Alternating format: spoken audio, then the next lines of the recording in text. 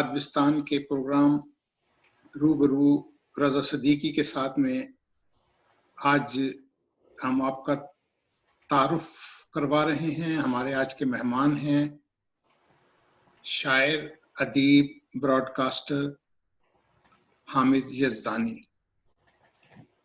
ان کا تعلق ایک معروف ادبی اور صحافتی گھرانے سے ہے. آپ کے والد یزدانی جلندری کا شمار صاحب اسلوب سینئر شعراء میں ہوتا ہے. آپ 1999 میں کینیڈا تشریف لے گئے تھے اور اس وقت سے وہیں مقیم ہیں. اتنا طویل عرصہ ملک سے دور رہے. آپ نے وہاں رہتے ہوئے 4 شعری مجموعے دیے. ابھی ایک خواب رہتا ہے، رات دی نیلی چپ، گہری شام کی بیلیں اور اطاعت جو ہے یہ ان کا نعتیہ مجموعہ ہے. وہاں یہ سماجی خدمات کے ادارے سے منسلک ہیں. سے کے بعد ہم آتے ہیں ان کی طرف. السلام علیکم حامد یزدانی صاحب. وعلیکم السلام رضا بھائی، بہت شکریہ، آپ نے یاد فرمایا. حامد، آپ جیسا کہ میں نے ابھی کیا، یہ تو وہ تعارف تھا جو کہ میرے علم میں ہے. تو میں پوچھنا یہ چاہوں گا کہ یہ ایک روایتی سا سوال کہ آپ کہاں پیدا ہوئے، کہاں رہے، کہاں تعلیم حاصل کی، اور پھر جیسا کہ میں نے آپ سے کہا کہ پھر جب آپ کینیڈا تشریف لے گئے یا اس سے پہلے آپ غالباً جرمنی بھی گئے، تو اپنا تھوڑا سا جو ہے نا تعارف جو ہے نا بتا دیجیے. جی شکریہ رضا بھائی، آپ کا جو سوال بہت اہم ہے، روایتی ہے، تو اس کا جواب بھی روایتی ہے. جیسے اب شروع کرتے ہیں ابتدا سے. تو میں پیدا ہوا لائل پور، جو بعد میں فیصل آباد ہوا، لیکن ہم رہتے لاہور ہی میں تھے. فیملی میرے ننیحال ادھر تھے، تو والدہ ان دنوں ادھر گئی نہیں تھی، تو بس یعنی پیدائش وہاں کی ہے لیکن انفینسی میں بس وہ پھر ہم واپس لاہور آ گئے. لیکن بہرحال وہاں میں پیدا ہوا. تو تعلیم و تربیت اور ابتدائی ادبی جو دور تھا وہ سب لاہور میں ہوا. لاہور کا ایک بہت ادب خیز علاقہ ہے، پرانا علاقہ ہے مزنگ کا. آپ کو یاد ہوگا کہ میرا جی بھی وہاں رہتے تھے اور کئی اور شخصیات. ایون سعادت سعید صاحب جو سعدی پارک میں پیدا ہوئے وہ مزنگ کا حصہ ہے.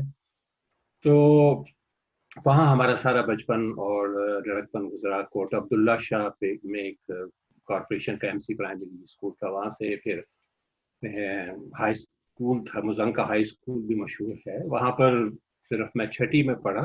7ویں میں جو ہے اب کہوں آپ کے شہر یا اپنے شہر ساہیوال چلا گیا. تو کیونکہ ساہیوال میں میرے ددیال ہیں. 1930 کے لگ بھگ دادا جان جالندھر سے وائنڈ اپ کر کے تو ساہیوال آ گئے تھے. شاید منٹگمری اسے تب کہتے ہوں. جی منٹگمری کہتے تھے. جی وہ وہاں آ گئے، انہوں نے وہاں گھر بنایا اور بہاولپور میں کوئی جگہ لے لی. تو وہ چونکہ محکمہ تعلیم سے وابستہ تھے، تو اس زمانے میں مدرس کا عہدہ ہوتا تھا، شاید ہیڈ ماسٹر ہوں. تو دادی جان بھی پڑھاتی تھی، تو وہ ساہیوال میں ہی رہے. تو میرے پھوپھی زاد بھائی نے اصرار کیا، چونکہ میرے چچا پھوپھی سب تو ادھر ہی رہتے تھے ساہیوال میں، تو انہوں نے کہا کہ ہمارے ساتھ چلو تو ادھر داخلہ کر لیں. تو میں تھوڑے دن گیا ادھر، ننگل انبیاء اسلامی ہائی اسکول. پھر میرا گورنمنٹ ہائی اسکول میں ایڈمیشن ہو گیا. تو 7ویں میں اس طرح سے میں وہاں رہا. وہ دلچسپ واقعہ یہ ہوا کہ چھٹیوں میں واپس لاہور آیا تو پھر نہیں گیا. تو پھوپھی صاحبہ ہمیشہ مجھے جب ملتی تھی لاہور میں کہتی تھی بھئی یہ ساہیوال کا بگوڑا ہے، یہ وہاں سے بھاگ کر ادھر آ گیا. تو بہرحال پھر میں نے گورنمنٹ کمیونٹی ہائی اسکول سے میٹرک کیا، اور پھر وہاں سے گورنمنٹ کالج لاہور کے دور کا آغاز ہو جاتا ہے. اسکول میں ہیڈ ماسٹر تھے انور ملک صاحب، بہت اچھے شاعر تھے. اور سیکنڈ ہیڈ ماسٹر تھے راز کاشمیری صاحب، وہ بھی اچھے شاعر تھے. اور راز صاحب والد صاحب قبلہ یزدانی جلندی صاحب سے اصلاح بھی لیتے تھے، اس کو بڑا فخر محسوس کرتے تھے. تو اس طرح سے شروع سے ہی شعراء سے رہنمائی کا موقع مل گیا.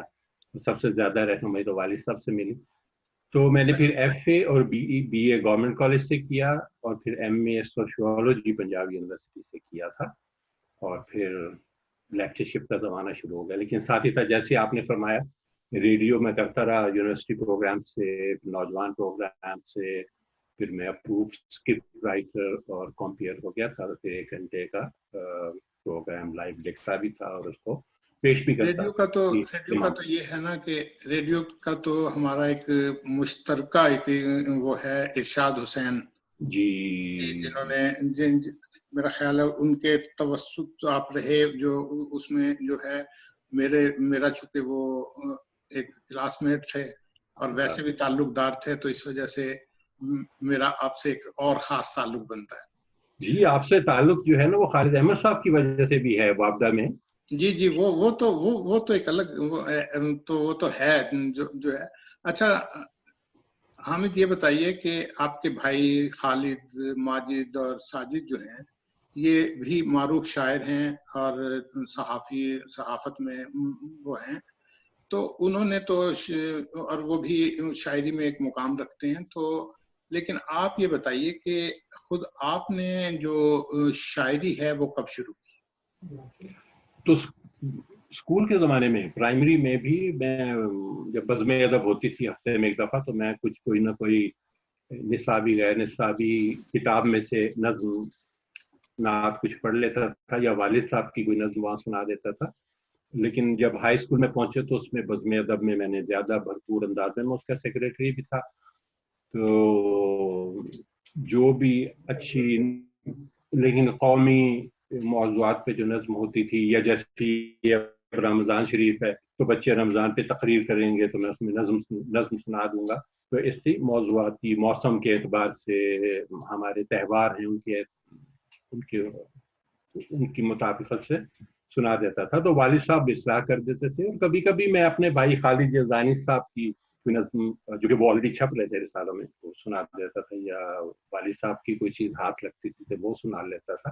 اور یہ بھی لطیفہ آپ کے ساتھ شیئر کر لوں کہ ابتدا میں جب دیکھتا تھا کہ والد صاحب اور خالد بھائی بھی وہ اپنی بیاض میں سے چیزیں پڑھتے ہیں تو وہ ان کی ہوتی ہیں, تو مجھے جو چیز اچھی لگتی تھی میں بھی اپنی بیاض میں لکھ لیتا تھا اور سمجھتا تھا کہ یہ میری ہے. تو یہ تو سمجھ نہیں آتا تھا کہ خود لکھنا کیا ہوتا ہے. وہ والد صاحب نے ایک روز دیکھ لی وہ ڈائری یا بیاض, تو کہنے لگے کہ بھئی یہ کس کا ہے. تو وہ شاید کوئی نعت تھی گلزار بخاری صاحب کی کہیں چھپی ہوئی, تو انہیں معلوم تھا. تو چونکہ گھر میں سارے ادبی رسالے آتے تھے, جو اچھی چیز لگتی تھی میں اس کو خوش خط لکھتا تو جا کے سنا دیتا تھا. تو انہوں نے کہا کہ یہ تو آپ کی نہیں ہے.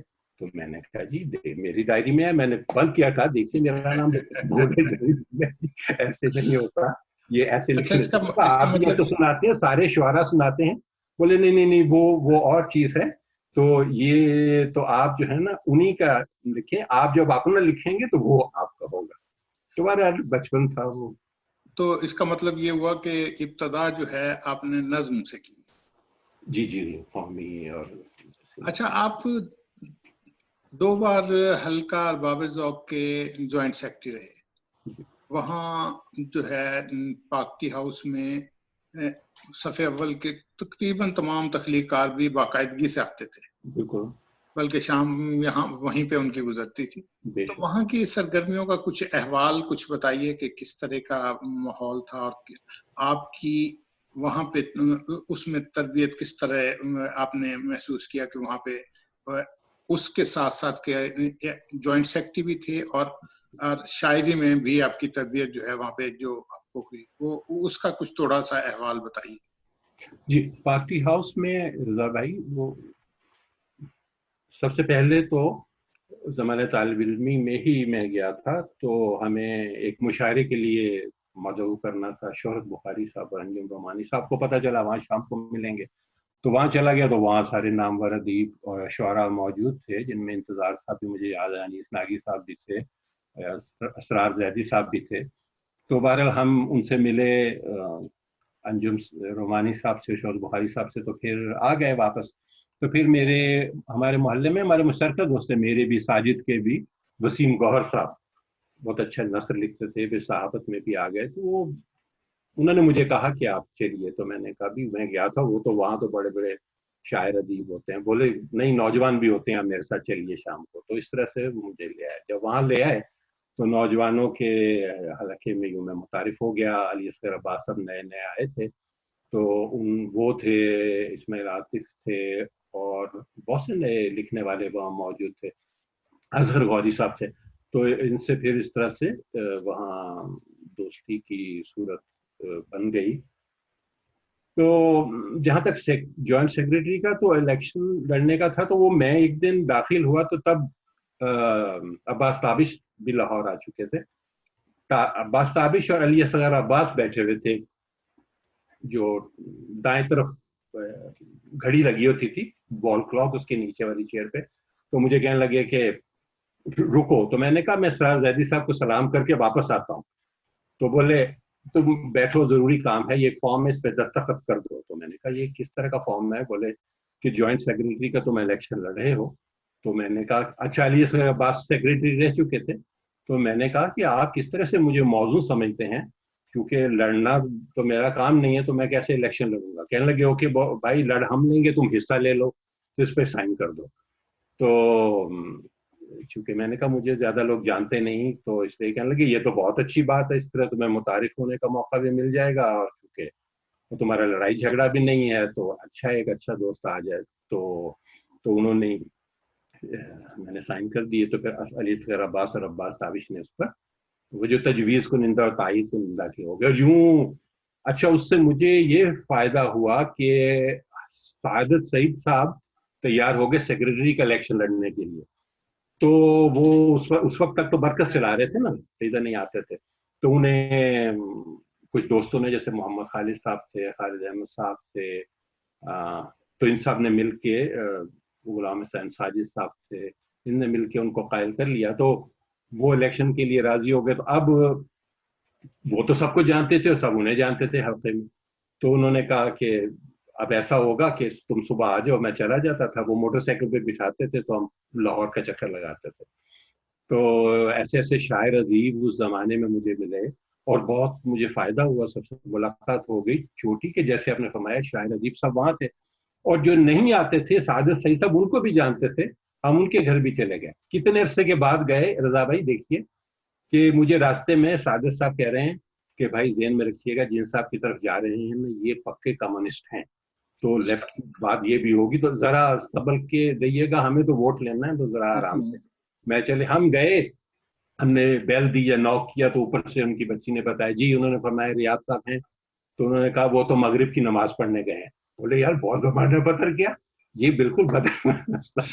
تو میں آپ سے یہ عرض کر رہا ہوں کہ وہ ایسے ایسے لوگ جو کہ ہلکے میں آنا چھوڑ گئے تھے. سعادت سعید صاحب کا کمال تھا، چونکہ وہ جتنے اچھے نفیس اور اعلیٰ لکھنے والے ہیں اتنے اچھے انسان ہیں، اور ان کی جو پبلک ریلیشننگ ہے دوستی کی، بس یہ بھی اللہ کی دین ہے. وہ بہت ہر دل عزیز شخصیت ہے ماشاء اللہ. صحیح صحیح تو صحیح. مجھے بہت بڑے بھائیوں کی طرح انہوں نے میرے ساتھ ہمیشہ سلوک کیا، اور وہ لاہور ہم نے کھنگال مارا رضا بھائی، اور سب ہاں ہو گیا. سعادت سعید صاحب جو ہاں ہیں، جی جی جی سعادت سعید صاحب تو میرے بھی بڑے بھائیوں کی طرح ہی ہیں، کیونکہ جی وہ جو بالکل.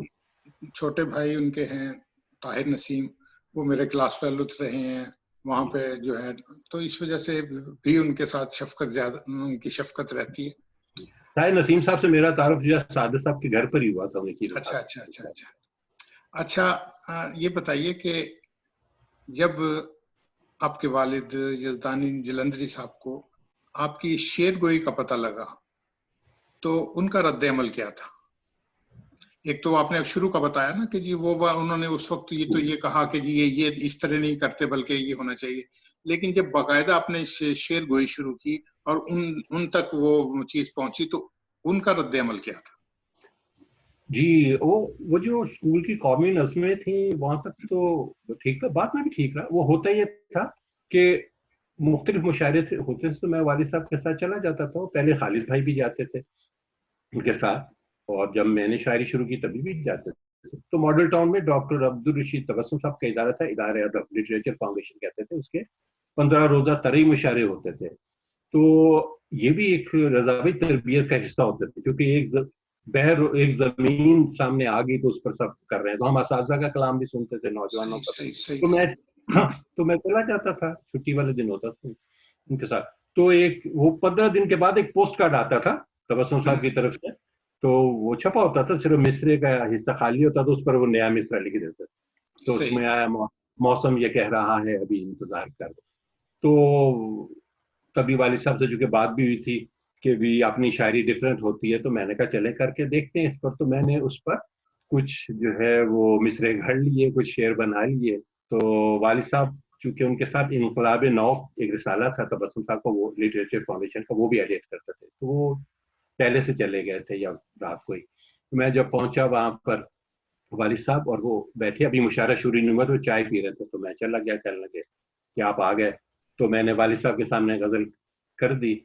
تو انہوں نے دیکھا تو کہنے لگے بھی ٹھیک ہے، اچھا ہے، تو میں نے کہا جی تو یہ میری غزل ہے، کہنے لگے ہاں یہ آپ کی غزل ہے، تو میں نے کہا چلیے فائنلی، تو میں نے کہا جی یہ آپ سناؤں، کہنے لگے میرا خیال ہے کہ ابھی آپ تعلیم پہ توجہ دیں، بہت وقت ہے، آپ سنائیے گا، تو تبسم صاحب جو تھے وہ بھی نوجوانوں کی بہت حوصلہ افزائی کرتے تھے، انہوں نے لے لی اور کہنے لگے دکھائیے برخوردار کیا لکھتے ہیں، کیا کہتے ہیں، پڑھی، تو کہنے لگے بھائی یہ تو اچھی ہے، تو وہ سادہ سی غزل تھی، مجھے اتنا پتہ بھی نہیں تھا، کہنے لگے نہیں آپ سنائیے آج، تو پھر والد صاحب سے ایک طرح سے انہوں نے اجازت لے لی، تو والد صاحب نے ایک دو جگہ مصرے جو ہیں وہ ان کو تبدیل بھی کر دیا، تھوڑے حرف ادھر ادھر کر دیے، تو مجھے بات سمجھ میں آ گئی، تو وہ پھر اس طرح سے ایک سیدھی سادی سی غزل سے یوں آغاز ہو گیا، لیکن وہ ہمیشہ اس بات پہ، جب بھی میں انہیں زیادہ یعنی گہرائی میں جاننے کے لیے سوال پوچھتا تھا، وہ کہتے تھے مختصراً بتاتے تھے، پھر کہتے تھے آپ پڑھائی پہ توجہ دیجیے، کوئی بات نہیں، یہ آ جائے گا وقت کے ساتھ ساتھ آپ کو، تو مجھے زیادہ سے زیادہ جاننے کا بزرگوں کا تو یہی انداز ہوتا ہے نا کہ ظاہر ہے کہ دونوں طرف وہ رکھنا ہوتا ہے کہ یہ تعلیم اپنی جگہ پہ ہے، اس کی اہمیت زیادہ ہے، اور اس کے بعد اچھا آپ نے اقتباس فیض جو ہے وہ تو اپنے والد سے کیا، اچھا جب رومانی شاعری والد کو دکھاتے ہوئے کچھ جھجک اور حجاب نہیں محسوس ہوتا تھا؟ یہ بہت اچھا آپ نے سوال کیا اور بہت دلچسپ ہے، عجیب بات ہے، آپ کو بتاؤں، میں اس بارے میں سوچ رہا تھا، ایک مشاعرہ ہوا مجلس اردو کا، خالد شفیق صاحب کرتے تھے، دلی دروازے کے پاس شاہ غوث محمد لائبریری ہے اس میں، تو میں نے اس میں ایک دفعہ، یہ بات کی بات ہے جب خالد علیم صاحب بھی دوست بن گئے تھے اور ہم شعر کہہ رہے تھے ان دنوں، میں پڑھ بھی رہا تھا، تو میں نے وہاں ایک غزل سنائی، تو اس کا ایک شعر تھا کہ کسی کی یاد ہی تڑپائے کیا ضروری ہے، کبھی کبھی تو یہ دل بے سبب بھی تڑپا ہے، تو خیر غزل سنا کے میں آ گیا، تو خالد صاحب کے ساتھ ہم گئے، اقبال صلاح الدین صاحب ان دنوں لاہور میں تھے، پکارے والے، ان کا ادارہ تھا ایک نا پبلکیشن کا، آپ جانتے ہیں، تو ہم ملنے گئے، تو کیا مجھے یاد نہیں، تو گئے تو بیٹھے، تو حضرت تعارف مجھے نہیں پتا تھا مجھے جانتے ہیں یا نہیں، تو خالد صاحب نے بھی شاید کہا کہ یہ حامد یزدانی ہے، یزدانی صاحب کے، کہنے لگے میں جانتا ہوں کہ میں نے کہا شاعری کرتا ہوں، کہنے لگے آپ شاعر نہیں، آپ بہت چالاک شاعر ہیں، تو مجھے سمجھ میں نہیں آئی، میں نے کہا اقبال صاحب کیا کہنا چاہ رہے ہیں، کہنے لگے خالد علیم صاحب سے دیکھیے یہ بہت چالاک ہے، اس نے مجلس اردو میں غزل سنا رہا تھا، بڑی رومانوی غزل تھی، لیکن اسی میں ساتھ ہی آخر پہ یہ سے سنایا کہ کسی کی یاد بھی تڑپائے کیا ضروری ہے، کبھی کبھی تو یہ دل بے سبب بھی تڑپا ہے، تو میں نے دیکھا کہ والد صاحب اس کے بیٹھے ہوئے تھے، تو یہ ان کو بتانے کے لیے تھا کہ ابا جی کچھ ہے ایسی بات نہیں، یہ بہت چالاک آدمی تو نہیں، وہ بہرحال یہ واقع ہے، اور لیکن والد صاحب کو میں نے دکھائی رومانوی بھی اور تخلیقات، اور ظاہر ہے کہ وہ شاعری کا حصہ تھا، وہ سمجھتے تھے اس بات کو، اور نہیں انہوں نے کبھی یعنی ایسا ماحول ہی نہیں بنایا کہ جس میں زیادہ جھجک محسوس کرے، ویسے ایک ہماری طرف سے ادب کا ایک ہمیشہ سے رہا، سبھی ان کی ایسی تھی، آپ جانتے ہیں، یہ تو ایک ازراہ تفنن تھا کہ جی آپ ظاہر ہے کہ جھجک تو والدین سے ہوتا ہے، ایک ایسی بات جو میں نے پہلے کبھی کسی سے شیئر نہیں کی، صحیح اچھا، والد صاحب کے بعد جو تازہ ترین جو شاعری ہے اس کے رجحانات اور جدید تر لب و لہجہ کے کون کون سے شاعر ایسے ہیں جو آپ کے حلقے میں آئے؟ اچھا، حلقہ باب میں دیکھیں، میں نے جیسے عرض کیا کہ علی عباس تابش یہ بالکل میرے ابتدائی دوستوں میں سے تھے، اور جاوید انور. اب دیکھیں سب نئے تر و تازہ لہجے کے شاعر تھے. ناہید شاہد پھر شامل ہوئے اس میں. منفیت عباس رضوی جو حسن رضوی صاحب کے چھوٹے بھائی ہیں، خود بہت اچھے شاعر ہیں، وہ حلقہ باب میں رہے. خالد علیم صاحب ابتدا سے ہی ان کے ساتھ میری دوستی رہی اور میں نے بہت استفادہ کیا. اور بعد میں ابھی ہم نے ذکر کیا خالد احمد صاحب کا، میں نے بہت فیض حاصل کیا ان سے، ان کی قربت میں، ان کی باتوں سے. اگرچہ دوست کہتے تھے کہ یار تم کس طرح سے پورا دن ان کے ساتھ گزارتے ہو، میں نے کہا بڑی کام کی باتیں بتاتے ہیں. تو بولے یار ان کی جو گفتگو میں سے کام کی بات نکالنا جو ہے وہ ایسی ہی ہے جیسے آپ بھوسے میں سے سوئی تلاش کر رہے ہو. آپ ان کا مزاج جانتے ہیں کہ وہ چھیڑخانی بھی کرتے تھے، شرارت بھی کرتے تھے، اور لیکن اس میں بہت پتے کی باتیں بھی ہوتی تھی جب وہ کیونکہ ان کا شعر کا معیار بہت بڑا تھا. اچھا، یہ اس زمانے میں آپ نے جو آپ جیسے آپ نے خالد احمد صاحب کا ذکر کیا، تو سراج منیر اور خالد احمد دونوں کے ساتھ آپ کی ظاہر ہے کہ رہے آپ جو ہے، تو ان دونوں آپ کی شاعری کو جلا بخشنے میں ان کا کیا کردار رہا؟ دلچسپ بات یہ ہے کہ خالد احمد صاحب اور سراج منیر صاحب مجھے نہیں یاد پڑتا ایک دوسرے کے قریب رہے ہوں ادبی طور پر. تھوڑا فاصلہ ان میں ہمیشہ رہا، اور شعر کہنے کا اور شعر کو سمجھنے کا ڈھنگ بھی دونوں کا مختلف تھا. لیکن یہ خوش بختی میری کہہ لیجئے کہ اس دور کی دو اہم شخصیات سے میرا تعلق جو رہا. اچھے شعر کا شوق جو تھا سراج منیر صاحب کو بھی تھا، یہ قدر مشترک تھی دونوں میں. رابطہ چاہے کم ہو لیکن دونوں اچھے شعر پسند کرتے تھے. تو میں اور تابش اکثر جو ہے وہ دن میں چلے جاتے تھے ثقافت اسلامیہ میں بھی. اور سراج منیر صاحب کے ساتھ ایک کچھ اور بھی مشترکہ تھے، جیسے گورنمنٹ کالج ہمارا مشترکہ ایک تھا، وہ مجھ سے پہلے فارغ ہو گئے تھے. پھر وہ کہتے تھے کہ میں بھی مرزا منور صاحب کا شاگرد ہوں اور میں بھی ان کا شاگرد تھا. تو اس طرح سے کچھ قدریں تھیں مشترک جس سے ہم ایک دوسرے کو پھر حل کیا، اس میں بھی ملاقات ہوتی تھی. پھر جب ادارے ثقافت اسلامیہ میں آ گئے تو پھر جب بھی وقت ملتا تھا ہم ملنے کے لیے ان سے بھی ملنے کے لیے جاتے تھے. وہ بھی نوجوانوں کی بہت حوصلہ افزائی کرتے تھے. خالد احمد صاحب جو ہے وہ جو یعنی فن شعر گوئی ہے، اس میں جو اس کی خوبصورتی، حسن اور جمال اس میں جو ہے اس پر بہت زیادہ زور دیتے تھے. تو سراج بھائی جو ہیں بس وہ شعر کے مزاج پر بھی جو ہے وہ بہت خوش ہو جاتے تھے. اصل میں دونوں کا انداز تو مختلف تھا، لیکن وہ تو صرف یہ ہے کہ دونوں آپ کے ساتھ تعلق تو دونوں کا تھا، اس لیے آپ پہ دونوں کا مختلف انداز سے اثر انداز تو ہوا ہوگا، جس سے آپ کی جو شعری شخصیت ہے وہ ذرا نکھر کے زیادہ سامنے آئی. اچھا، یہ بتائیے کہ آپ متاثر کن شعراء سے ہوئے؟ رضا بھی دیکھیے، چونکہ گھر میں والد صاحب کا ذخیرہ کتب اتنا تھا کہ یعنی اس کا شمار نہیں ہو سکتا. تو ہم بچپن سے ہم سبھی بھائی پڑھ رہے تھے، میر کو، درد کو، غالب کو، اور اس کے بعد کے جو شعراء تھے فیض صاحب، ندیم صاحب، سب کا کلام وہاں پر موجود تھا. اور ہمیں سب گھر پر پڑھنے کا موقع ملا. مجید امجد صاحب، ان سے والد صاحب کی خط و کتابت بھی تھی اور ملاقات بھی تھی، کیونکہ والد صاحب، میں نے آپ سے عرض کیا نا کہ ددیال ہمارے تو ساہیوال میں تھے یا منگمری میں سے، تو والد صاحب کا ساہیوال سے بہت تعلق تھا. اگرچہ بعد میں وہ زیادہ نہیں رہے، وہ بامبئی چلے گئے، پھر کراچی اور لاہور آ گئے. لیکن میں آپ سے عرض کروں، یہ بھی ریکارڈ پہ آ جائے کہ والد صاحب نے اپنی صحافتی زندگی کا آغاز ساہیوال سے کیا. اور رسالے کا نام غالب تھا، اور اس کا ایک شمارہ آپ کو لاہور میں کبھی آؤں گا تو دکھا دوں گا، اس کو رنگین کا ٹائٹل تھا. تو جب 16-17 سال والد صاحب کی شاید عمر ہوگی تو انہوں نے رسالہ، اور اس پر جو ہے اردو محل منٹگومری ایڈریس لکھا ہوا ہے. اچھا اچھا اچھا. ہاں جی، اس کے کچھ شمارے چھاپے. پھر وہیں سے ایک رسالہ اور بھی نکلتا تھا تیج کے نام سے، والد صاحب اس کے بھی مدیر رہے. اور چلیے یہ بات ہوئی تو یہ بھی آپ کو بتا دوں، یہ وہ تیج رسالہ تھا جہاں، اگر میری معلومات ٹھیک ہیں تو، جس میں پہلی دفعہ منیر نیازی صاحب کی کوئی تخلیق شائع ہوئی. اچھا اچھا. اور وہ نثر تھی. اور اس کا خود انہوں نے اظہار کیا. والد صاحح واہ کینٹ گئے ہوئے تھے عبدالرشید تبسم صاحب کے ساتھ، تو ڈاکٹر نے مشورہ دیا کچھ دن آرام کریں آپ، بہت وہ چلے گئے. تو وہاں ایک مشاعرہ تھا، تو انہوں نے کہا شام کو ادھر چلتے ہیں. تو وہاں وہ صدارت منیر نیازی صاحب کی تھی.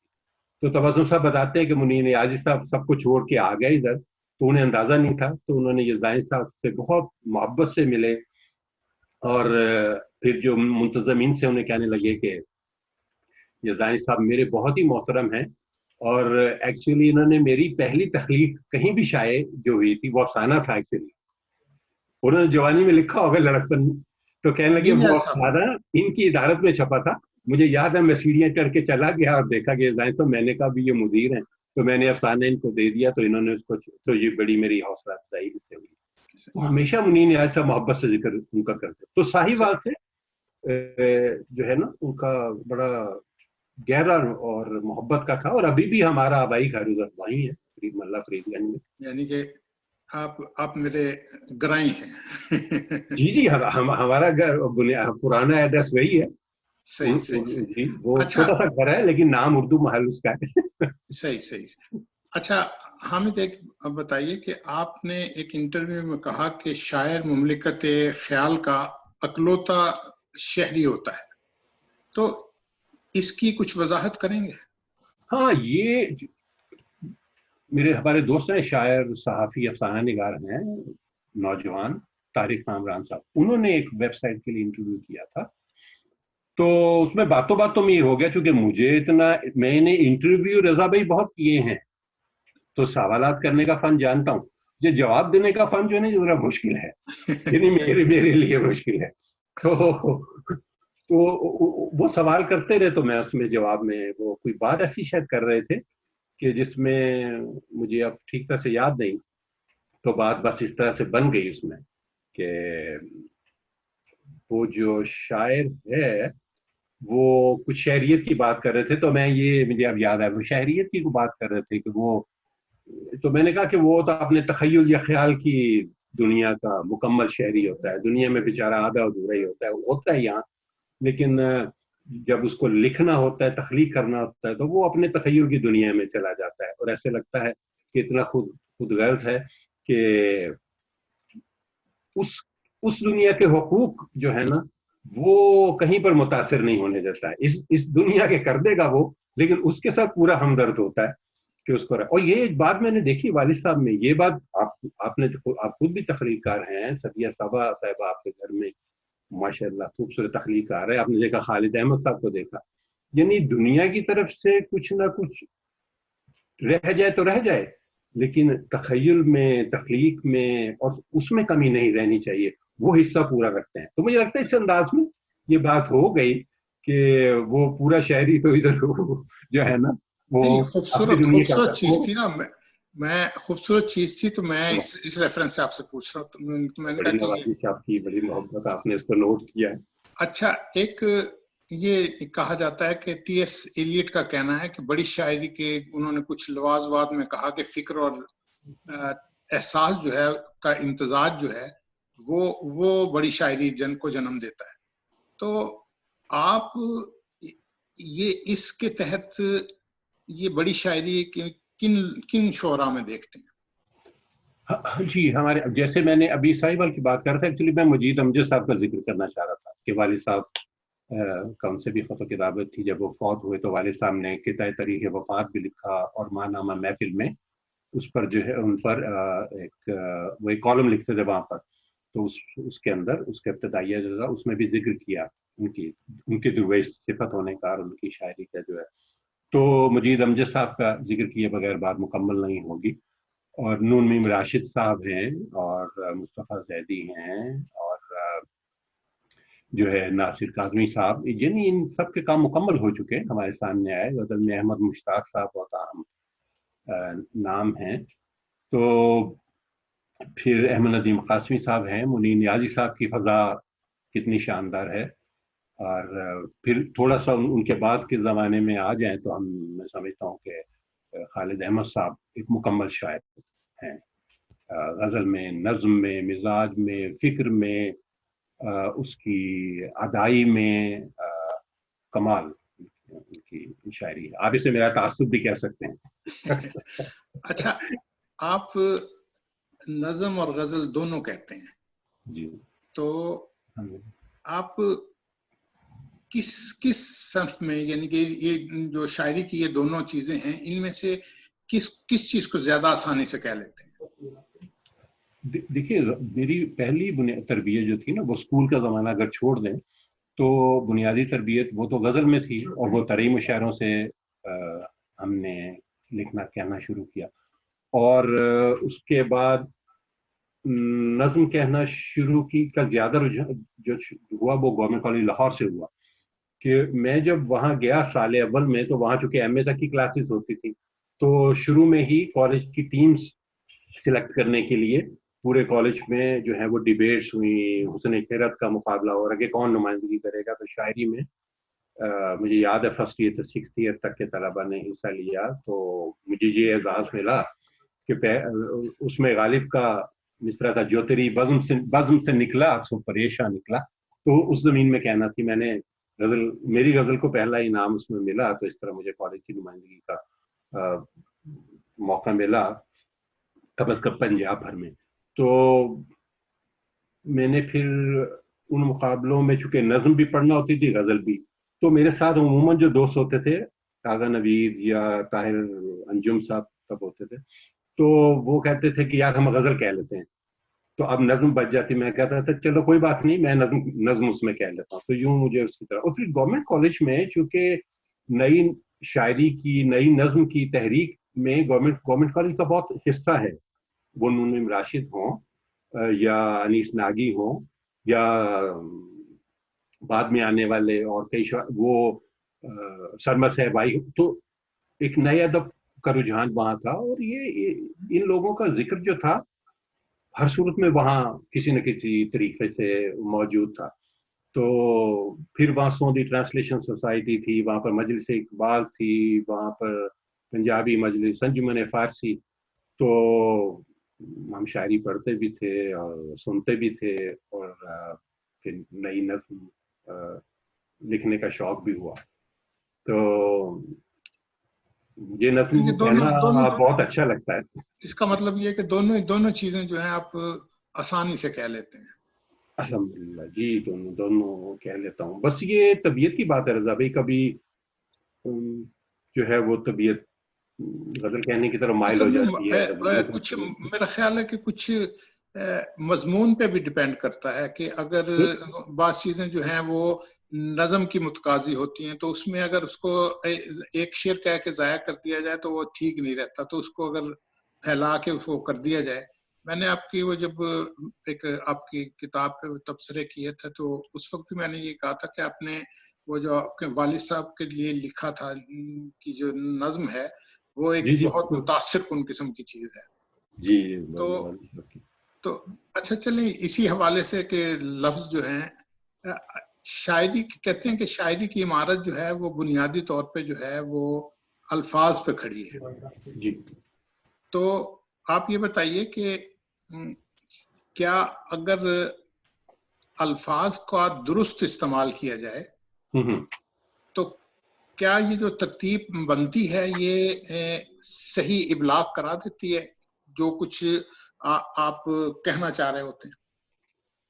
دیکھیے، لفظوں کی ترتیب اور رضا بھائی لفظوں کی باوزن ترتیب جو ہے دینا، یہ تو کوئی بھی موضوع طبع شخص کر سکتا ہے نا. میں مصرع گنگنا دے گا اور وہ، لیکن سوال تو یہ ہے جو ایکچولی آپ پوچھنا بھی چاہتے ہیں کہ وہ اچھی شاعری بنتی بھی ہے، معیاری شاعری بنتی بھی ہے یا نہیں بنتی. یہ واقعی ایک اہم سوال ہے، کیونکہ صرف مصرے जोड़ देने से, तो जिसे हम, आपको याद होगा एक लफ्ज यूज करते हैं वर्सिफिकेशन, वर्सिफिकेशन तो हो जाती है, लेकिन पोइट्री या शायरी जो है ना वो मेरा ख्याल थोड़ी मुख्तलिफ है, क्योंकि उसमें मानी भी आएंगे और लफ्जों के जो मुख्तलिफ शेड्स हैं, जैसे जो फनकार की आंख देखती है और उसका एहसास देखता है, वो भी उसमें आएंगे। और इसीलिए हमने ये जाना और समझा और असातिज़ा से कि जब वही लफ्ज इस्तेमाल करता है एक मुख्तलिफ शायर, तो उसको एक और शेड दे देता है, एक और रंग दे देता है, और उसमें एक और लेयर आ जाती है मानी। इसीलिए अच्छी शायरी कहते हैं कि वो कसीर मानवी होती है, उसकी कई तहें होती हैं। एक फौरन समझ में आ जाती है, वाह वाह भी हो गई, लेकिन जरा गौर कीजिए, उसके गहराई में जाइए तो आपको अंदाजा होता है कि वो ये लफ्ज एक्चुअली जो है ना इसलिए भी इस्तेमाल हुआ है ना, कि ये जो खून की धार की बात कर रहा है, तो एक्चुअली वो धार ये भी है कि जो धारा बह रहा है, और वो धार जो तेजी है वो तलवार की धार भी है, तो उसमें एक और वो मानी दे रहे हैं। मुझे पता है आप इतना तजुर्बा रखते हैं इंटरव्यूज का, और इतने सवाल आपके पास होंगे। आपने चूंकि जिक्र किया है तो मैं ये गुस्ताखी करूंगा कि मैं वालिद साहब का चूंकि जिक्र हुआ नज्म का, कि मैं वो पेश कर दूं। जी जी बिल्कुल, इजाजत है? जी बिल्कुल बिल्कुल। तो नज्म जो है वो पापा के लिए यज़दानी जालंधरी की याद में। दुआएं हाशियाए चादरे गुले तर हैं, लहत का घेर हुई सब्रो जब्त की बेलें, बसे जमा महक उठे गुले बहार अबद, जिन्हें तुलुए खजा से कोई इलाका नहीं, गुमा की धूप पे अब्र यकीन का साया है, गमे सफर किसी दीवार की मुंडेर नहीं, हम अपनी आंखें मसाफत में भूल आए, मगर खनक उठे हैं सितारे हवा की मुट्ठी में, सुलग उठे हैं बुझे जख्म मंजिलों की तरह, दहकती रेत पे यादों की छब उतरने लगी, किनारे शाम पसे साहिल जमाल शफक, किसी नवीद सहर की अज़ां भरने लगी। तो ये वो नज़्म थी जिसका आपने जिक्र मुझे, हाँ जी बिल्कुल, मुझे इससे इसके डिक्शन से, इसके लफ्ज़ी से मुझे खालिद अहमद की वो नज़्म याद आ गई, लहर तैयार है, जो उन्होंने वालदा के लिए लिखी थी, जो उन्होंने बहुत खूबसूरत थी, और ये भी बहुत खूबसूरत नज़्म है। अच्छा हामिद, अब हम आते हैं कि आपकी नसर की तरफ। तो आप कहानी भी कहते रहे हैं, और उन कहानियों को आपने जो है रेडियो पाकिस्तान से, जैसा कि मैंने पहले जिक्र किया, कि अपने गीतों भरी कहानियों में जो है उनको पेश किया। तो क्या वजह है कि आपका अभी तक कोई अफसाने का कोई मजमूआ नहीं आया? जी, वो चंद अफसाने जो थे वो ऐसे थे जिन्हें मैं ढाल सका।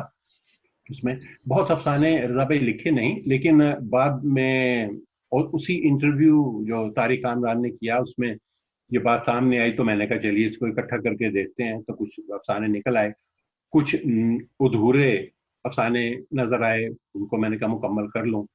और वो मैंने एक दो लिख के, हमारे बहुत मोहतरम और प्यारे दोस्त, बड़े अच्छे शायर हैं लाहौर में, नवीद सादिक साहब, वो कारवां रिसाला भी छापते हैं, वेबसाइट भी है उनकी।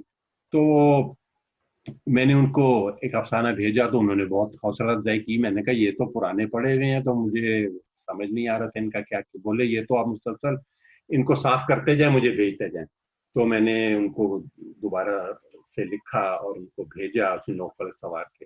तो इसी होते होते ये हुआ कि कुछ दो तीन और ताज़ा भी हो गए, उसी अंदाज में उसमें से लिखे गए। मुझे लगता है अब आपने भी चूंकि जिक्र किया है तो ये यकीनन मुबारक जिक्र है। मुझे लगता है कि अफसानों का मजमुआ मुकम्मल होने जा रहा है, जल्द आपको पेश कर दूंगा। हो जाना चाहिए, क्योंकि तहरीर, अच्छी तहरीर जो है वो पढ़ने के लिए, क्योंकि सब लिखने वालों की तहरीरें की कोई इतनी अच्छी नहीं होती।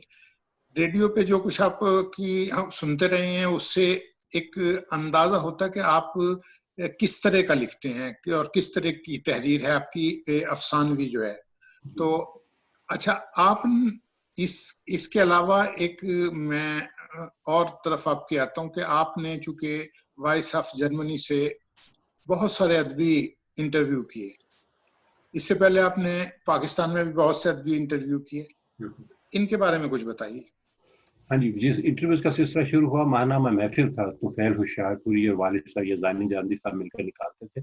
اس میں انٹرویوز کا سلسلہ شروع ہوا تو میں نے کچھ انٹرویوز کیے. اس میں مجھے اعزاز احمد آذر صاحب کا یاد ہے، یا بالکل انٹرویو، یہ شاید فرسٹ ایئر سیکنڈ ایئر کی بات ہوگی. پھر امروز کے ادبی صفحے کے لیے خالد احمد صاحب نے مجھے کہا کہ یار اس پر جو ہے نا ایک سلسلہ گفتگو کا شروع ہونا چاہیے. تو اس سلسلے میں پھر کئی انٹرویو کیے. اس میں جو زیادہ زیر بحث انٹرویو رہے ان میں انیس ناگی صاحب کا انٹرویو تھا. اس میں کافی اچھی اور متنازع باتیں تھیں. اور کچھ شعراء کے تھے تو فیض ہوشیار پوری صاحب تھے. عبدالعزیز خالد صاحب کا بڑا تفصیلی ایک انٹرویو تھا، اس میں بہت معلوماتی انٹرویو تھا. تو اسرار زیدی صاحب تھے جہاں تک مجھے یاد پڑتا ہے. رفعت سلطان صاحب تھے.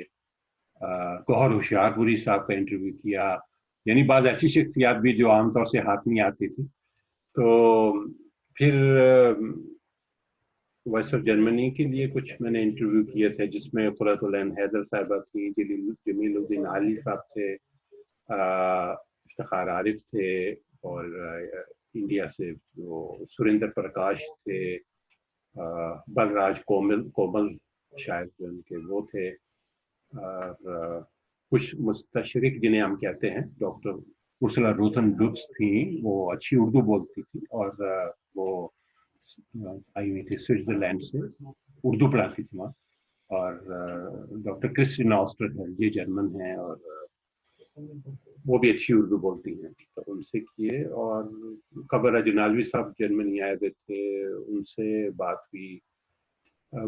کافی انٹرویو. مجھے لگتا ہے کہ وہ بھی رضا بھائی ایک کتاب جو ہے نا وہ بن سکتی ہے. وہ کہ اگر ان کو آپ وہ امروز کے پرچے آپ کہیں پاکستان سے ملیں گے، لیکن ایک زمانے میں بڑا اہم اخبار تھا. اچھا ہاں مبارک احمد صاحب کا بھی ایک دلچسپ انٹرویو تھا. صحیح. اچھا یہ جو آپ نے انٹرویو کیے، اس میں آپ کس کو منفرد اور مشکل سمجھتے ہیں کہ یہ وہ واقعی میرے لیے ایک انفرادیت رکھتا تھا اور لیکن اس کے ساتھ ساتھ مشکل بھی تھا؟ جی، اس سے پہلے میں اب دیکھیں یاد آتا جا رہا ہے کہ اس میں احمد ندیم قاسمی صاحب سے بھی بات چیت کا انٹرویو میں نے کیا تھا. اور میں شریک ہوا تھا جب والد صاحب کا انٹرویو ہوا، لیکن بیسیکلی اس میں خالد احمد صاحب تھے جنہوں نے کیا. تو مشکل انٹرویو کی جہاں تک آپ بات کر رہے ہیں، مجھے مشکل جو پیش آئی لاہور میں وہ مبارک احمد صاحب کے انٹرویو کی تھی. یعنی وہ سائیکل لے کر چلتے رہے اور وقت نہیں دے رہے تھے، بڑی مشکل سے ان سے بات چیت چلتے چلتے چائے خانے پہ ہوئی. تو میں جب خالد احمد صاحب کے پاس پہنچا، چکے ہوں وہ دیکھتے تھے سارا، تو میں نے کہا کہ انہوں نے تو انٹرویو نہیں دیا. تو میں تو ساری رات ان کے ساتھ پھرتا رہا. تو کہنے لگے کہ انہوں نے کیا کہا. تو مجھے سامنے کاغذ رکھ دیے اسی آفس میں، آپ جانتے ہیں واپڈا میں. کہنے لگے اچھا چائے پیو، جو باتیں ہوئی وہ لکھ دو. میں نے لکھنی، کہنے لگے پاس انٹرویو تو ہو گیا، تم سے سوال پوچھ رہے تھے وہ جواب دے رہے. اس کے لیے ضروری تو نہیں ہے کہ دو لوگ جو ہے وہ آمنے سامنے بیٹھے پہ گفتگو کرنی ہے. تو باتیں مبارک احمد کی تو ہو گئی، ان کی باتیں چاہیے تھی. تو یہ لوگ تو عزیز عصری صاحب جو تھے ایڈیٹر اس وقت، تو کہنے لگے، تو انہوں نے سرخیاں بھی خود نکال دی، کہنے لگے یہ دے دو، تو وہ چھپ گیا. خیر مبارک احمد صاحب ناراض رہے مجھ سے کہ یہ تو انٹرویو اس طرح سے نہیں تھا. میں نے کہا بھی یہ خالد احمد صاحب سے پوچھیے آپ. تو لیکن وہ دلچسپ تھا. اور جرمنی میں نے جو انٹرویو کیا اس میں قرۃ العین حیدر صاحبہ جو تھی وہ سبھی کو مشکل وقت دے رہی تھی. وہاں جو جرمن صحافی ان سے انٹرویو کرنے والے تھے، کیونکہ میں ان کو آبزرو کرتا رہا، وہ ان کے ساتھ بھی یعنی میں کہوں گا تلخی سے پیش آ رہی تھی. کیونکہ جب بھی وہ سوال پوچھتے تھے کہ اچھا آپ نے پاکستان کیوں چھوڑا، اچھا انڈیا میں اردو کی کیا ہے، تو وہ باقاعدہ بھنا جاتی تھی اس بات پہ. لہذا جب میں گیا کہ میں ویسے جرمنی کی اردو سروس سے ہوں، اس سے تو کہنے لگی کہ تم پاکستان سے ہو. میں نے کہا، تو بولی کیا انٹرویو کرو گے، تم لوگوں کے پاس دو ہی تو سوال ہیں، ایک یہ ہے کہ میں پاکستان کیوں چھوڑ کر گئی، دوسرا یہ ہے کہ اردو کا یہ ہندوستان میں اردو کی کیا حالت ہے. تو پھر خود ہی جواب دینے لگی. تو مجھے بتاؤ، لاکھوں لوگ ہندوستان چھوڑ کے پاکستان گئے، ان سے کوئی پوچھتا ہے؟ ایک بیچاری عورت پاکستان چھوڑ کے انڈیا کے چلی گئی، آپ لوگ پیچھے پڑ گئے. یہ بات انہوں نے کی. یہ بات میں نے پہلے کہیں نہیں کی, یہ بھی اب ریکارڈ اس انٹرویو میں ہو رہی ہے. دوسری بات انہوں نے یہ کہی کہ کہتے ہیں انڈیا میں اردو کی کیا سچویشن ہے. بھائی ہندوستان میں 21-22 ریاستیں ہیں, اتنی زبانیں ہیں, ان میں سے ایک زبان اردو ہے. تو ایک زبان جو ہے اس کے بارے میں آپ پوچھ رہے ہیں 22 زبانوں میں سے, اور پاکستان کی تو ایک ہی زبان ہے, قومی زبان ہے. یہاں کی حالت ہے اس کی تم جواب دو مجھے. وہاں اردو جو ہے وہ تو 22 زبانوں میں سے ایک ہے. تو میں نے خیر اپنے طور سے انہیں جواب دیا, تو چونکہ انہیں خفا کرنا بھی مقصود نہیں تھا.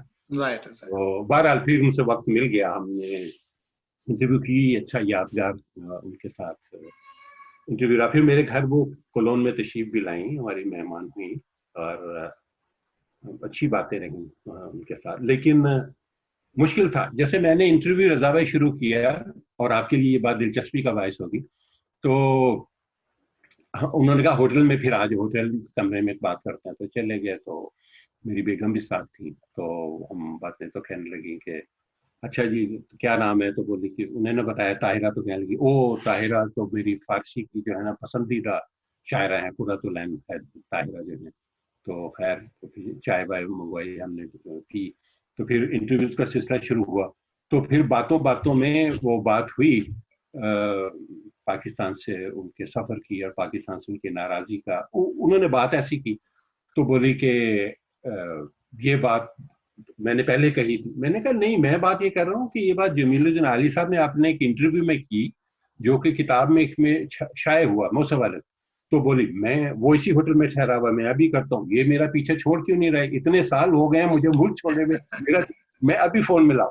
میں نے کہا دیکھیے انٹرویو چل رہا ہے, تو آپ پھر یا تو مجھے فرمائیں میں اس کو بند کر دوں, تو پھر ان سے بات کر لیتے ہیں. بولی نہیں تم انٹرویو کرو. تو بیگم سے کہنے لگی تو تم ایکسٹینشن ملاؤ اس کی, تو میں بات کروں, یہ کب میرا پیچھے چھوڑ. میں نے کہا وہ انٹرویو پرانا ہے جس کی میں بات کر رہا ہوں. خیر وہ ملے نہیں.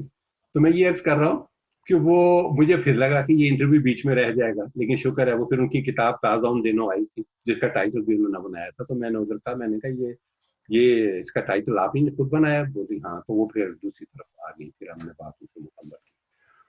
تو یہ ایک اچھا خاصا چیلنج بن گیا. ظاہر ہے کہ میں اسی ریفرنس سے, کیونکہ آپ نے انٹرویو اچھے کیے ہوئے ہیں اس وقت کے, تو میں نے کہا کہ ان میں سے ظاہر ہے کہ مشکل بھی پیش آئی ہوگی آپ کو, تو میں نے کہا اس بارے میں آپ سے پوچھ لوں. بہت نوازش, اور مجھے اچھی خوبصورت یادیں شیئر کرنے کا موقع مل گیا. اچھا حامد, آپ کو باہر گئے ہوئے خاصی مدت ہو گئی ہے, تو کیا آپ وہاں پہ ظاہر ہے کہ آپ نے انگلش شاعری بھی پڑھی ہوگی, جرمن شاعری بھی پڑھی ہوگی, یا دوسری جو ہیں وہ پڑھی ہوگی, تو کیا آپ ترجمے کی طرف نہیں آئے کہ وہاں پہ آپ ترجمہ کریں؟ جی میں نے کچھ تراجم کیے جرمن نظموں کے اور انگریزی نظموں کے, خاص طور پر جرمنی میں رہتے ہوئے مجھے اس کا موقع ملا, اور کچھ یہاں کر بھی. تو میں اب ان کو اکٹھا کر کے دیکھ رہا تھا, تو مجھے لگتا ہے کہ وہ ایک انگریزی میں تراجم ہسپانوی نظموں کے, پرانے نظموں کے تراجم, مجھے کتاب مل گئی تھی, میں نے اس کو بھی. جب موڈ ہے نا, جب انسان یعنی آپ کہہ لیجئے چور چوری سے جاتا, ہیرا پھیری سے نہیں جاتا, تو جب کچھ لکھا نہیں جا رہا تو چلو پڑھتے ہیں, چلو بھی اس کو ٹرانسلیٹ کر لیتے ہیں. اس طرح سے وہ بھی ٹرانسلیٹ ہو گئی. ایک ہمارے بنگلہ دیش کے دوست ہیں, ان دنوں ڈیپوٹیشن پہ ریڈیو بنگلہ دیش سے آئے ہوئے تھے, جاہد الحق, بڑے اچھے شاعر بنگلہ میں. تو ان سے ہر روز ہی ملاقات رہتی تھی. تو باتوں میں نے سمجھنے کے لیے کہ وہ کیا لکھ رہے ہیں کوشش کی, تو میں کچھ نظمیں ان کی 30-35 نظمیں میں ترجمہ کر گیا. تو رضا بھائی یقین کیجئے مجھے بہت خوشی ہوئی. انہوں نے کیا کیا, وہ بنگلہ دیش جا رہے تھے ان دنوں چھٹی پر ڈھاکہ, تو انہوں نے مجھے کہا کہ حامد وہ جو تم نے ٹرانسلیٹ کیا ان کی کاپیز مجھے دے سکتے ہو. تو میں نے فوٹو کاپی کر کے ان کو دے دی. میں نے کہا یہ ایسے ہی رف ہیں. بولے کوئی بات نہیں, میں لے جاتا ہوں, چونکہ مجھے وہ اتنی اردو نہیں آتی, لیکن وہ بھائی تذکیر و تانیث کا ان کے یہاں مختلف تھا. لیکن یہ کہ وہاں اردو پڑھنے والے ہیں, تو وہ لے گئے. تو وہاں ایک پروفیسر صاحب تھے, کبیر چودھری صاحب کہتے تھے, وہ ان کی بیٹی بھی, وہ اس زمانے کے تھے جب پاکستان کا دور دیکھا تھا, تو ان کو اردو بھی آتی تھی, اور انگریزی کے وہ پروفیسر تھے یونیورسٹی میں, اور ان کی بیٹی بھی. تو یہ واپس آئے تو بڑے خوش ہوئے, تو مجھے کہنے لگے یار کچھ اور نظموں کے تراجم کر سکتے ہو. میں نے کہا کیوں؟ بولے میں ان کے پاس لے گیا تو انہوں نے کہا کہ یہ ڈٹو ٹرانسلیشن ہے. اب میں نے کہا بھائی مجھے تو نہیں بنگلہ, لیکن رضا بھائی ہوا یہ کہ میں یہ ان سے بنگلہ میں سنتا تھا, تو میں دیکھتا تھا کون کون سے الفاظ مشترک ہیں, تو وہ میں سمجھ آ گئے. پھر میں ان سے کہتا تھا اچھا مجھے آپ انگریزی میں بتا دیجیے, وہ انگریزی میں بتا دیتے تھے. پھر میں ان کے مترادفات اردو میں دیکھ لیتا تھا, تو الحمدللہ چونکہ ایک شعری تربیت ہے تو اس کے قریب کا لفظ میں ڈھونڈ لیتا تھا. مثلا وہ مطمئن نہیں تھے مجھ سے, کہنے لگے کہ اس میں جو لپس ہیں یہ دو طرح سے استعمال ہوئے ہیں, اس لیے کہ ایک لڑکا ہے ایک لڑکی ہے, تو ان پر بات ہو رہی ہے. تو اب میں لڑکے کے جو ہونٹ کا کر رہا ہوں اس کا بنگلہ میں اور لفظ ہے, اور جو میں لڑکی کے ہونٹ کی بات کر رہا ہوں اس میں اور ہے, تو آپ کے تو اس کو کیسے ٹرانسلیٹ کریں گے آپ لپس کو اس طرح سے. تو میں نے کہا بھائی یہ دو ہی ہوں گے, جب آپ لڑکے کا کہہ رہے ہیں تو میں نے اس کا ٹرانسلیٹ کیا ہے کہ وہ لڑکے کے ہونٹ تھرتھرائے, اور جب لڑکی کا تو میں نے لکھ دیا کہ لڑکی کے لب. تو دونوں خیر وہ ٹرانسلیشن جب لے کر گئے بولے یہ تو ڈٹو ٹرانسلیشن ہے, آپ نے یہ لفظ استعمال کیا اس نے, تو بہت خوش ہوئے. تو میں نے کہا چلے الحمدللہ ہم نے وہ, مجھے تو شام تو گزارنا ہوتی تھی وہاں پر. اچھا آپ نے انگلش پوئٹری کو اردو میں اور جو آپ کی اردو پوئٹری ہے اسے انگلش میں منتقل کرنے کی کوشش نہیں کی؟ دیکھیے میں نے کیا گورنمنٹ کالج پہ سوندھی ٹرانسلیشن سوسائٹی تھی جس میں ہم انگریزی شاعری کو اردو میں ٹرانسلیٹ کرتے تھے. تو میں نے کیا, میں اس میں سناتا تھا جا کے انگریزی نظمیں جو تھی ان کو اردو میں, اور اللہ کا بڑا شکر ہے بہت پذیرائی اس میں مجھے ملتی تھی. تو یہ شوق تب سے تھا.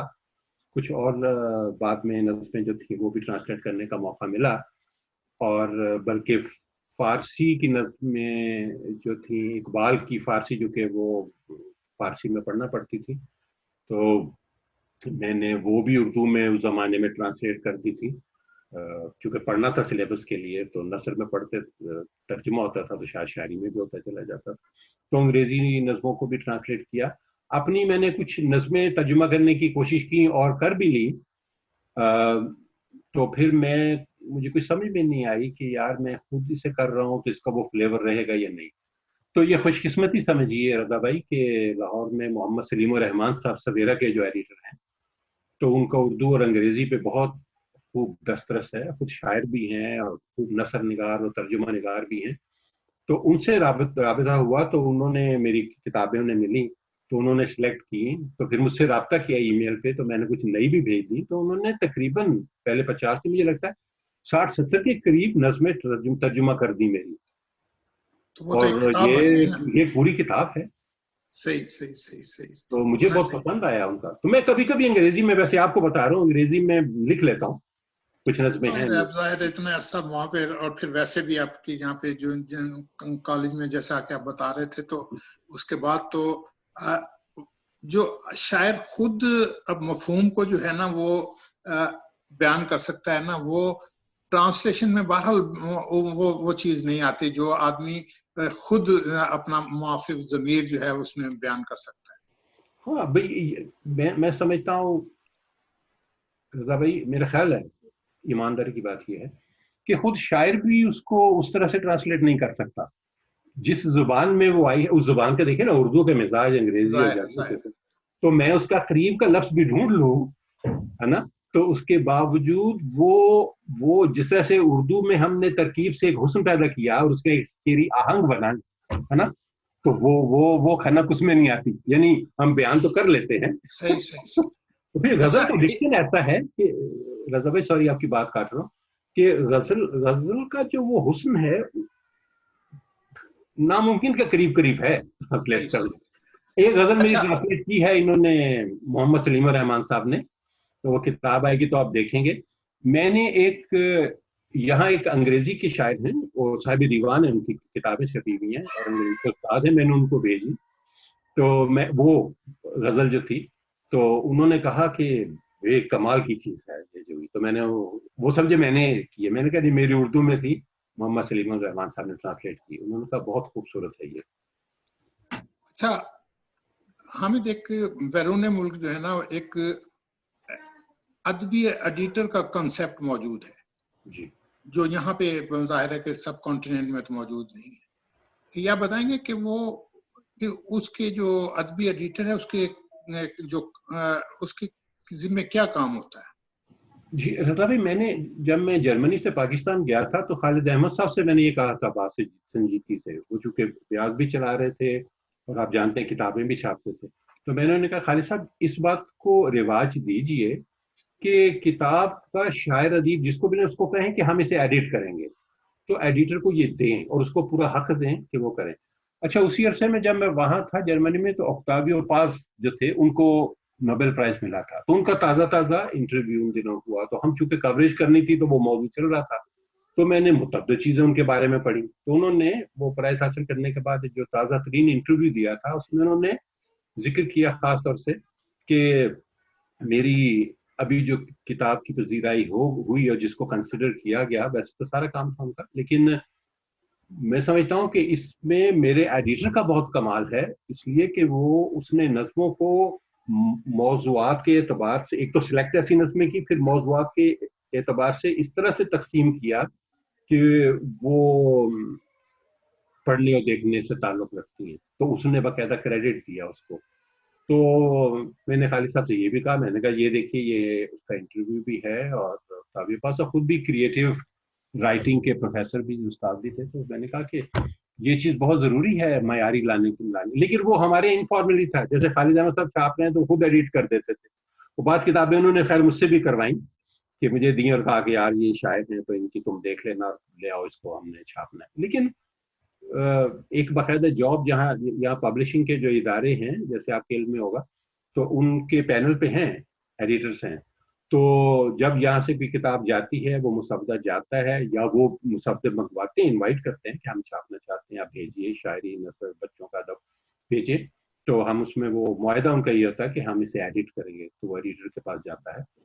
और कुछ लोग जो हैं वो छपाने से चाहते हैं कि छपने से पहले एडिटर के पास चला जाए, तो एडिटर अच्छा खासा भाई कॉस्ट करता है, अच्छी खासी उनकी है, पर पेज या पर नज्म पर अफसाना, या फिर बाद में वो लमसम भी तय कर सकते हैं, और बाद जो है वो एक एक वर्ड का चार्ज करते हैं। तो उनको जो लोग स्मार्ट हैं वो किताबें भेजते हैं और वो फिर उनको एडिट कर देते हैं कि भाई देखो इसकी पैराग्राफिंग यूं हो, जुबान थोड़ी यूं बेहतर कर लें इसको, और सीक्वेंस में भी वो हेल्प कर देते हैं। और एक बाकायदा जॉब है। मैंने इसके जिन साहब को मैंने गजल वो अंग्रेजी में भेजी थी प्रोफेसर, उन्होंने कहा तुम्हारे पास और कितनी है, तो तब तक 50 एक थी, तो मैंने कहा मैं किताब छापूं, तो उन्होंने मुझे कहा कि आप इसको एडिट करवाने के लिए भेजें कहीं पर, तो उन्होंने मुझे एक दो नाम सजेस्ट किए कि वो लोग हैं, मैं तो कहते हैं नहीं करता, मैं शायरी करता हूँ, वो जो लोग हैं वो इसमें हैं, आप उनसे रब्ता करें और किताब को, यानी मिजाज ही ऐसा है कि ये एडिट होगी पहले, ये नहीं सही कि उसमें सही खामी है, सही लेकिन सही। एडिटर की जॉब प्रिंटिंग से पहले यानी पब्लिश होने से पहले एक लाजमी उसमें है। तो जाहिर है इसीलिए फिर मायारी किताबें जो है, वहाँ पे जो यानी है यानी आप अगर ये देखें, मैं आपको कोई भी किताब, और दिलचस्प बात ये है इसमें इसमें ये नहीं है कि क्लासिकल जो है सिर्फ या मिलान कुंडेरा की आपको किताब ना, इसमें बिल्कुल जो नए शायर हैं और नए लिखने वाले हैं, और आपकी दुआ है क्योंकि मेरी दिलचस्पी है।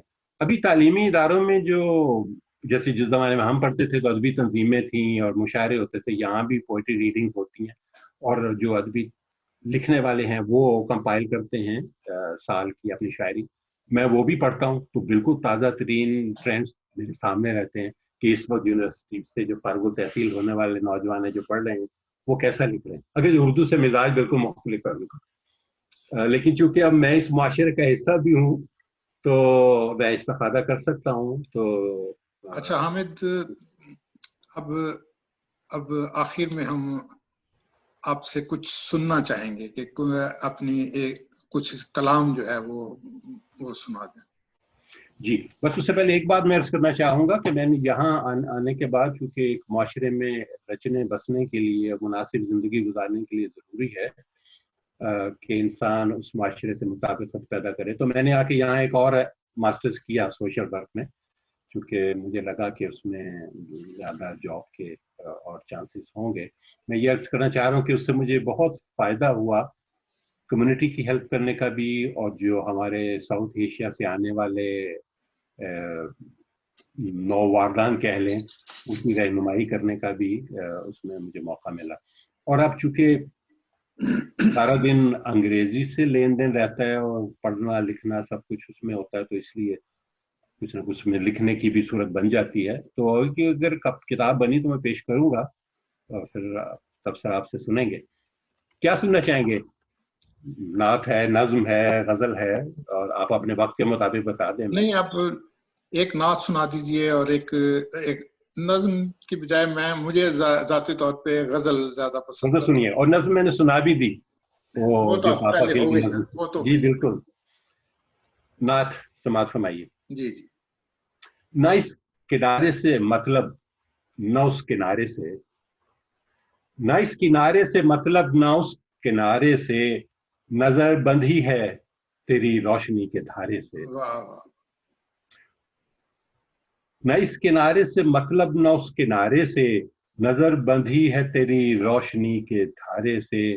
وہ جن کا راہنما آفتاب بطحا ہو، وہ جن کا راہنما آفتاب بطحا ہو، وہ راہ کس لیے پوچھیں کسی ستارے سے.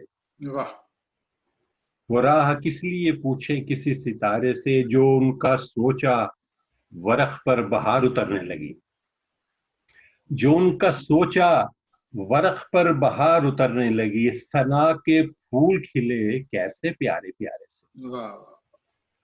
جو ان کے دھیان کی برکت نہ میری عمر میں ہو، جو ان کے دھیان کی برکت نہ میری عمر میں ہو، تو ایک پل بھی نہ گزرے میرا گزارے سے. مقطع دیکھیے کہ نگاہ مرکز رحمت کی ہے کشش حامد، نگاہ مرکز رحمت کی ہے کشش حامد، سنور رہے ہیں پریشان جو ہمارے سے. نہ اس کنارے سے مطلب نہ اس کنارے سے، نظر بندھی ہے تیری روشنی کے دھارے سے. تو آپ کے ارشاد کی تعمیل میں غزل پیش کر دیتا ہوں. جی ارشاد. روشنی تیری تھی جس نے رنگ سے چھانا مجھے.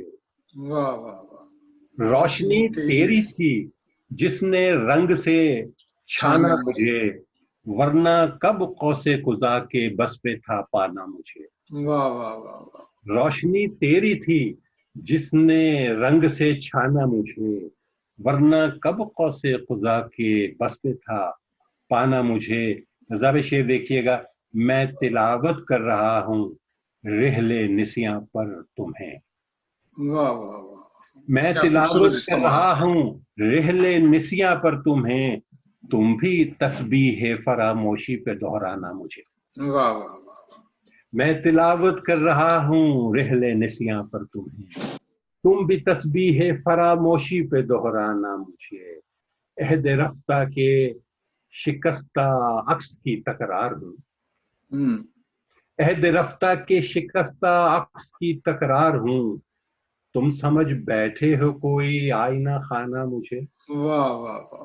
عہد رفتہ کے شکستہ عکس کی تکرار ہوں، تم سمجھ بیٹھے ہو کوئی آئینہ خانہ مجھے. سنتا ہوں شب کی جب کھڑکی تو نیلے صحن میں چاند ایک رکھا ہوا ملتا ہے روزانہ مجھے. واہ واہ واہ. امیجری ہے. کھولتا ہوں شب کی جب کھڑکی تو نیلے صحن میں چاند ایک رکھا ہوا ملتا ہے روزانہ مجھے. تیری کڑواہٹ ہوں حامد اور تیرے لہجے میں ہوں، تیری کڑواہٹ ہوں حامد تیرے لہجے میں ہوں، تیری کڑواہٹ ہوں حامد اور تیرے لہجے میں ہوں. اے میرے شیریں سخن تو ہی نہ پہچانا مجھے. واہ واہ واہ واہ واہ واہ. ماشاء اللہ ماشاء اللہ. بہت اے میرے خوبصورت بہت خوبصورت. شیریں سخن. اساتذہ کا کرم ہے، ان کی تربیت کا میں سمجھتا ہوں. اور یاد بھی آپ تو بہت ان ہیں ماشاءاللہ سوشل میڈیا پہ. تو ایک پسندیدہ شعروں کا سلسلہ ایک چل رہا تھا. ہمارے دوست ہیں سلمان باسط صاحب گورنمنٹ کالج کے، تو انہوں نے ایک تنظیم بنا رکھی ہے اس میں. تو یہ شعر میں تلاوت کر رہا ہوں رحلے نسیاں پر تمہیں، تم بھی تسبیح فراموشی پہ دہرانا مجھے. یہ بہت پسند کیا گیا کہ یہ ایک نیا شعر. صحیح صحیح اللہ کا فضل ہے، پھر اساتذہ کی تربیت ہے، آپ جیسے دوستوں کی حوصلہ افزائی ہے، یہ سلسلہ چل رہا ہے، آپ یاد رکھتے ہیں۔ حامد، آپ نے اتنا وقت دیا، آپ کا بہت شکریہ کہ ادبستان کے جو ناظرین ہیں ان کے لیے آپ نے اپنے قیمتی وقت میں سے اپنی مصروفیت میں سے وقت نکالا، آپ کا بہت شکریہ۔ آپ کا شکریہ، اور ادبستان کے تمام شائقین ہیں، جو ناظرین ہیں، ان کا بھی شکریہ جو اس کو دیکھیں گے یا بھی دیکھ رہے ہیں۔ اور میں آپ کو بتاؤں کہ ادبستان انتہائی اہم سلسلہ ہے جو آپ نے شروع کیا، اور میں یہ بھی بتانا چاہتا ہوں، اس لیے نہیں کہ آپ سامنے ہیں، کہ میں اس کا ہر پروگرام دیکھتا ہوں اور اگلے پروگرام کا انتظار کرتا ہوں۔ بہت شکریہ، بہت شکریہ، اجازت چاہتا ہوں، اللہ حافظ۔